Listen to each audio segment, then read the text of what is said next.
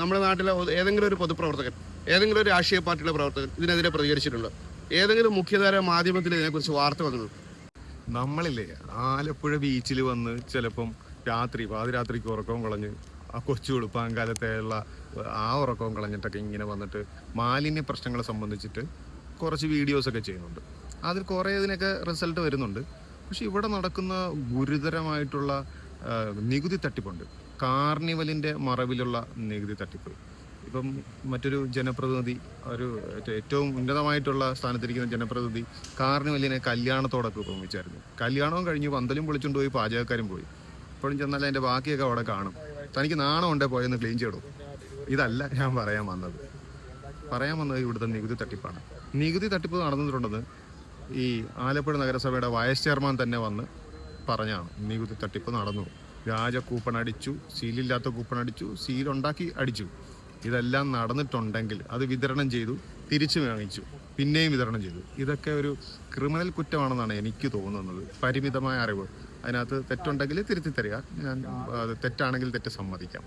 അപ്പം ഇതിനെക്കുറിച്ചൊക്കെ അത്ര ആധികാരികമായി പറഞ്ഞവർ എന്തുകൊണ്ടാണ് നിയമ നടപടിക്ക് പോകാത്തത്? എന്തുകൊണ്ടാണ് ഒരു മുൻധാര മാധ്യമത്തിൽ വാർത്ത വരാത്തത്? ഭയന്നിട്ടാണോ അതോ കമ്മീഷൻ വാങ്ങിച്ചിട്ടാണോ എന്നറിയില്ല.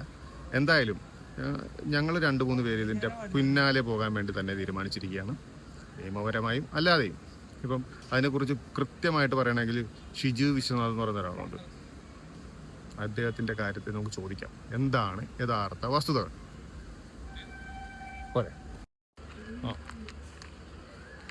നമ്മൾ ഈ ബീച്ചിലെ മാലിന്യ പ്രശ്നങ്ങളുമായിട്ട് മുന്നോട്ട് പോകുമ്പോഴേ പലരുടെയും ധാരണ നമ്മൾ ഈ മാലിന്യ പ്രശ്നത്തിൽ ഒതുങ്ങി നിൽക്കും എന്നാണ്. അങ്ങനെ നിർത്താനായിട്ട് ശ്രമം നടത്തുന്നുണ്ട്.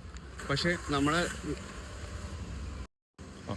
നമ്മളെ സംബന്ധിച്ചിടത്തോളം ആലപ്പുഴയിലും നഗരത്തിലെ നമ്മുടെ നാട്ടിലെ ജനങ്ങളെ സംബന്ധിച്ച് ജനങ്ങളുടേതായിട്ടുള്ള പ്രശ്നങ്ങൾ, ഏത് പ്രശ്നങ്ങളും നമ്മൾ അതിനകത്ത് ഇടപെടുക എന്നുള്ളതാണ്. കാരണം ജനോപകാരപരമായ കാര്യങ്ങളിൽ അതിൻ്റെ ഭാഗമായിട്ടാണ് നമ്മുടെ ബീച്ചിൽ നടക്കുന്ന കാർണിവലുമായിട്ട് ബന്ധപ്പെട്ട് വ്യാപകമായ രീതിയിൽ ലക്ഷക്കണക്കിന് രൂപയുടെ നികുതി തട്ടിപ്പ് നടന്നിട്ടുണ്ട്.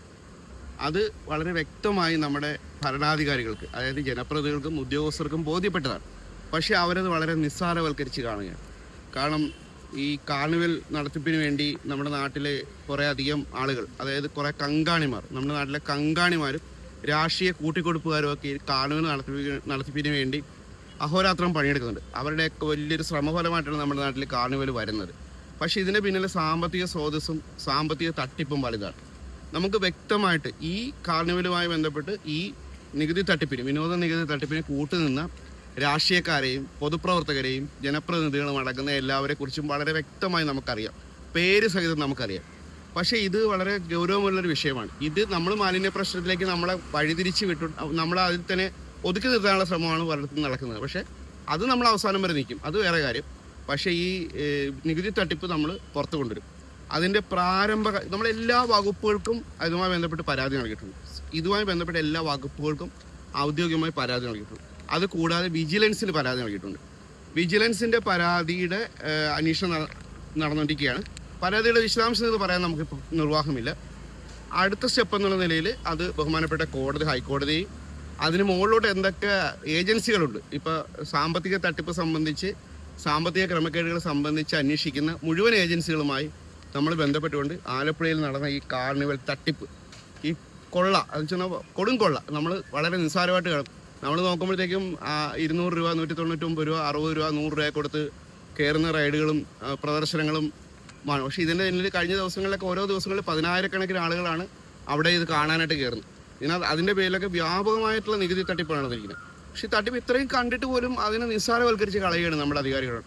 നമുക്കറിയാമല്ലോ, നമ്മുടെ നാട്ടിലെ ഏതെങ്കിലും ഒരു പൊതുപ്രവർത്തകൻ, ഏതെങ്കിലും ഒരു രാഷ്ട്രീയ പാർട്ടിയുടെ പ്രവർത്തകൻ ഇതിനെതിരെ പ്രതികരിച്ചിട്ടുണ്ടോ? ഏതെങ്കിലും മുഖ്യധാര മാധ്യമത്തിൽ ഇതിനെക്കുറിച്ച് വാർത്ത വന്നിട്ടുണ്ടോ?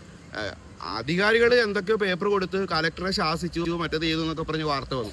പക്ഷേ ഇവരാരും ഇതിനുവേണ്ടി ശക്തമായ രീതിയിൽ യാതൊരുവിധ ഇടപെടലും നടത്തിയില്ല എന്നുള്ളത് ഈ വിനോദ നികുതി തട്ടിപ്പിനെ സഹായിക്കുന്ന തരത്തിലുള്ള നിലപാടാണ് എല്ലായിടത്തും. അതുകൊണ്ട് തന്നെ നമ്മൾ ഇതുമായിട്ട് മുന്നോട്ട് പോകാനുള്ളത് നമുക്ക് വേണ്ടത് പൊതുജനങ്ങളുടെ, സമൂഹത്തിൻ്റെ ഒരു പിന്തുണയാണ് നമുക്ക് ഇതിനകത്ത് വേണ്ടത്. അത് തീർച്ചയായിട്ടും നമുക്ക് കിട്ടുന്നുണ്ട്. അത് ഇനിയും ഉണ്ടാകുമെന്ന് വിശ്വസിക്കുന്നു.